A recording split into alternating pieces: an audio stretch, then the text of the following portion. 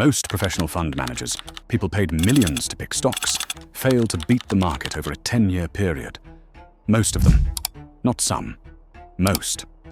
So if the experts cannot consistently beat the market, what should the rest of us do? The answer is simple. Stop trying to beat the market. Own the market. That is exactly what an index fund does. So what is an index fund? An index fund is a type of investment fund that tracks a market index. The most famous is the S&P 500, an index of the 500 largest companies in the United States. When you buy an S&P 500 index fund, you are not picking one stock. You are buying a tiny piece of all 500 companies at once. Apple, Microsoft, Amazon, Google, Tesla, all of them in one single purchase. The fund does not try to beat the market. It simply mirrors it. When the S&P 500 goes up, your investment goes up. When it goes down, your investment goes down. No stock picking, no research, no guessing. Just the market. So why index funds outperform the stock investor? Here is the data that should change how you think about investing. Over the last 15 years, roughly 90% of actively managed large cap funds run by professional stock pickers, have underperformed the S&P 500 index. Think about what that means. You could pay a professional 1 to 2% per year in fees to manage your money and have a 90% chance of doing worse than if you had just bought an index fund and done nothing. The reason is simple. Markets are efficient. Millions of professional investors are constantly analyzing the same stocks. Any advantage disappears quickly, and the fees that active funds charge compound against you the same way. Returns compound for you.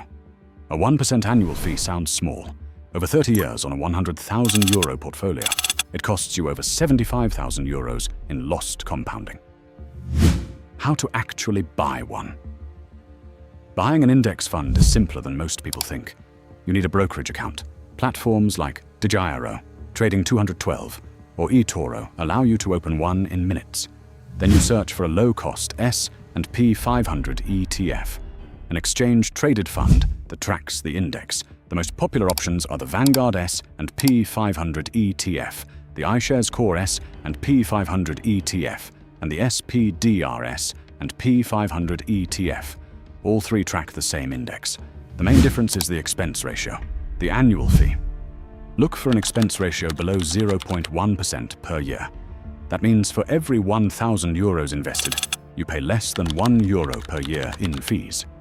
That is how cheap passive investing has become. Once you own an index fund, there is really only one thing left to do. Nothing.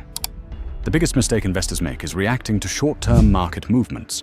Markets go down, sometimes dramatically. In 2020, the S&P 500 dropped 34% in 1 month. By the end of the year, it was up 16% from where it started. The investors who panicked and sold locked in their losses. The investors who did nothing or bought more made money. Time in the market beats timing the market. Every time. An index fund is not exciting. It will not make you rich overnight. It will not give you a story to tell at a dinner party.